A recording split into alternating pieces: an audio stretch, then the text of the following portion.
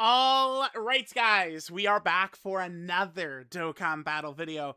You know we are closing in on a major celebration when we start getting a lot of information like this. I can remember many times before. I'm not even sure what to really look up, but I remember doing a video when we got like all the standby icons dropped. I remember I was watching Odds play Dead by Daylight in RPD. I remember that, and like pausing it and then recording the video and stuff. We're getting close to a big celebration when we've got a lot of like assets and kind of like ways we could discuss these. I remember when the echoes of equipment was added into Dokkan. Now I think equipment for the most part ended up being a flop in Dokkan, but this was leading up to the 2020 worldwide downloads, or excuse me, 2020 anniversary, right? 5th anniversary is when equipment was first dropped. Okay, so again, we're getting very close to finding out exactly what's happening, and a lot of stuff is going to be happening. We know, by the way, that this is a data. So tomorrow night is a data download night. Right around when this maintenance starts for global, JP Dokkan should be having a data download, which should reveal to us a bunch of countdown details. GDC countdown is going to be starting, very soon. I think so. The countdown is going to start. It's going to be the 22nd at 1 a.m. my time, right? Is when the countdown is actually officially starting, I believe. But tomorrow night we should be getting a lot of details in terms of what a lot of this stuff is going to look like, right? Now, we had some new assets here. So, app update assets. Let's take a look at this. Attack down limit, defensive down limit, evasion rate down, and then maybe is this like sealed for a certain amount of time? Like maybe a boss would seal a character of ours for several turns. But I mean that's okay, but hold on.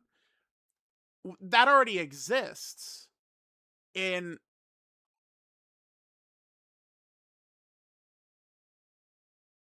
dude, that was just like the revelation hit me. That was just like I'm, in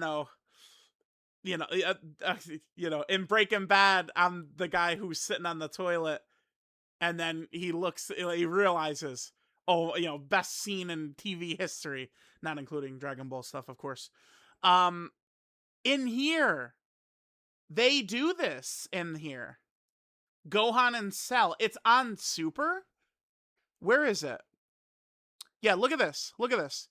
Gohan and Cell in the collection of epic battles, if they hit you, they remove the character from the fight. They've never brought this back, basically. But look at this. Cell supers a character and they're done. Like, if it's a defensive character, they will still be defensive. But, like, they're just done. Like, stunned for 9 turns. So, oh my god, dude, that makes so much sense. So this is probably... that might be a mechanic that they'll debut in the collection of epic battles, because where is it? Yeah, here we go. Right, where they're gonna remove that event, and it's tomorrow, by the way, is when this is happening, right? That's what this could be, because it's when I see this, like, okay, like a character potentially could be sealed for several turns, my mind immediately went to Gohan and Cell back here, who do that, right? Gohan, I believe, has the same ability. Yeah, stuns for 9 turns. Is that not just insane? 9 fucking turns? Come on. Like, that completely removes him from the fight. That would really, like, like Yajirobe, Senzu, or some of these abilities would just be so huge to counteract some of that. That is crazy. Okay, so we have that. Here, let's head back. So then we have Dodge Down. This is good. I know, I'm Mr. Dodge, so people go, what? How could you like it? Well, because Dodge is overpowered. It's just factual that it is. It's way too strong. There's so many characters though that are built around Dodge. So like Dodge canceling does kind of feel shitty. I think maybe like Dodge lowering is a much better way to handle it than just outright Dodge canceling, right? Um, But I mean, they do need to have these types of things exist because dodge is just completely breaks the game. It's so unbalanced. Many people are, still even to this day are very like, they just like kind of put a finger in each ear and go la la la la la la la. I'm not listening, but like it is that strong. So I think having tough bosses have this mechanic where maybe they could it. I don't know. I mean, I guess if it would need to be that they need to hit you to lower your dodge, that wouldn't even be that strong because the best dodge characters like HLUI, if you get hit, you lose anyway, right? So it would have to be something that's like a start of turn ability. And then attack down, defensive down limit. This is good too because they could introduce this, and but okay, they could introduce this on some very difficult fights, right? That would allow us to utilize these mechanics against these tough fights.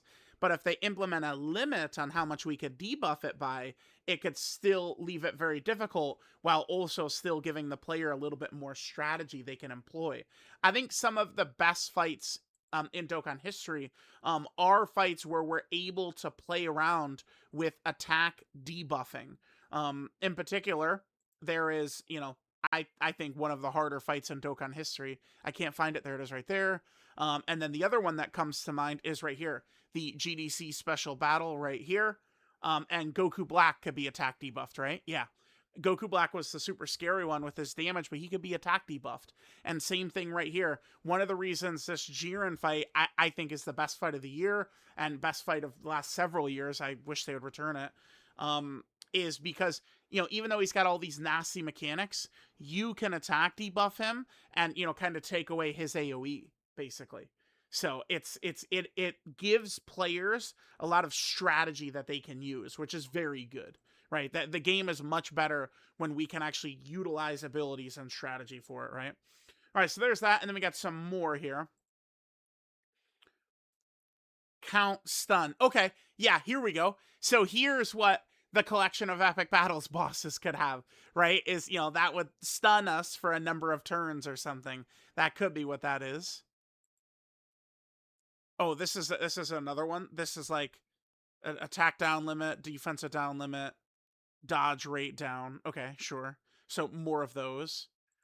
And then here we get to new mechanics. A lot of people talking about Buu Saga stuff. I see it. I do personally see it. Like Goku and Cell for these mechanics. It makes a lot of sense. Makes a lot of sense. Do you think these are survival mode exclusive? Oh, he does. Time bomb bar gauge is in the folder for survival mode assets, and for shielding, label the strings as individual battle, survival mode shielding.